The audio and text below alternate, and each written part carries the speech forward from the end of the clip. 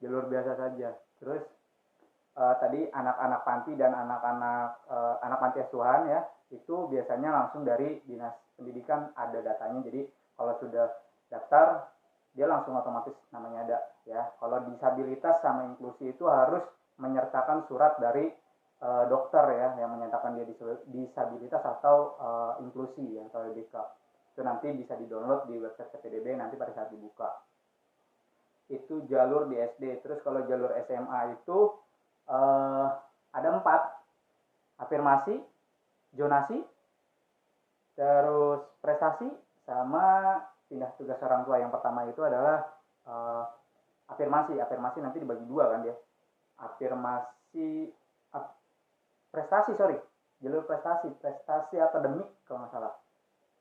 Jadi kalau di SMA itu kan ada 4 jalur: prestasi, afirmasi, dan zonasi serta PTO. Nah prestasi ini kan dibagi 2 nih, prestasi akademik dan non akademik.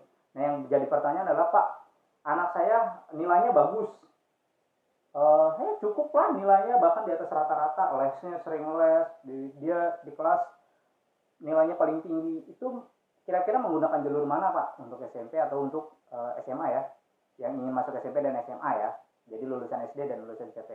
Itu bisa digunakan jalur afirmasi, itu bisa digunakan jalur prestasi akademik. Nah, dia prestasi akademik itu seleksinya itu berdasarkan indeks prestasi akademiknya gitu ya. Jadi disitulah main nilai. Kalau memang merasa pintar, lewat jalur afirmasi, kalau memang merasa pintar, lewat jalur prestasi akademik gitu ya. Kalau misalnya, Pak, nilai saya nggak bagus-bagus banget nih, tapi saya punya prestasi, saya menang juara silat tingkat DKI nih, Pak, gitu kan, tingkat provinsi gitu kan, syukur-syukur tingkat provinsi, karena minimal kan tingkatnya tingkat kota ya, suku dinas. Nah dia menang tingkat provinsi, juara 1 tingkat provinsi pencak silat. Kira-kira bisa nggak ya, Pak ya? Bisa. Itu melalui prestasi non akademik, tapi sertifikatnya itu sudah harus di-approve, ditanyakan ke sekolah. Ini banyak nih yang kayak begini, dia punya prestasi non akademik tapi tidak dilaporkan ke sekolah, terus ingin digunakan, ya udah lewat batas waktunya karena penginputannya sudah selesai, tidak bisa digunakan lagi gitu ya. Itu yang tadi prestasi non akademik sama akademik. Terus ada afirmasi ada KJP, itu bisa tuh digunakan.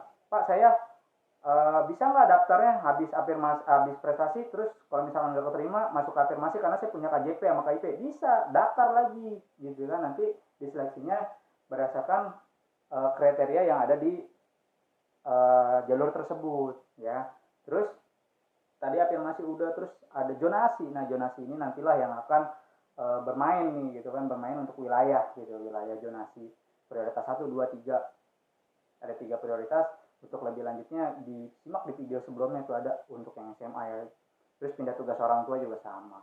Itu tadi jalurnya. Terus ada lagi pertanyaan, boleh nggak, Pak, semua jalur dimasukkan?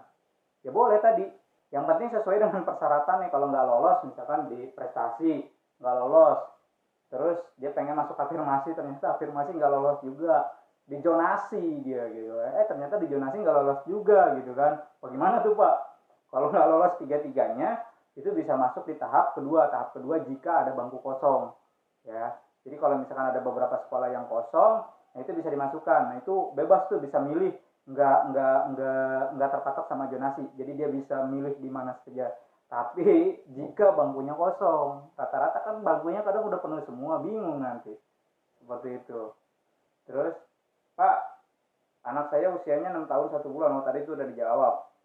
Pak, kakak saya non DKI, anak saya mau masuk SD atau mau masuk SMA, SMP, bisa nggak? Tadi bisa ya. Kalau yang non DKI nggak bisa ya. Kalau yang kakaknya non DKI sekali lagi tidak bisa. Terus ada lagi pertanyaannya apa ya? Pak, kakak saya DKI tapi saya sekolah di Tangerang. Itu tadi kasusnya ya, kakaknya kakak DKI tapi sekolahnya di non DKI, itu bisa melakukan pra pendaftaran di Sidanira ya, sidanira.jakarta.go.id/pra pendaftaran. Lakukan pra pendaftaran itu sebelum tanggal 4 jam 12 siang. Terus, kakak saya DKI, saya lulusan sekolah DKI, apakah saya harus melakukan pra pendaftaran? Tadi kan sudah dijelasin di depan ya, itu nggak perlu. Jadi pra pendaftaran itu untuk kriteria-kriteria tertentu. Oke teman-teman, eh, beberapa pertanyaan yang bisa saya jawab, dan jika masih ada pertanyaan lain silakan komentar di bawah. Insya Allah nanti saya buatkan videonya lagi agar tidak satu-satu ya.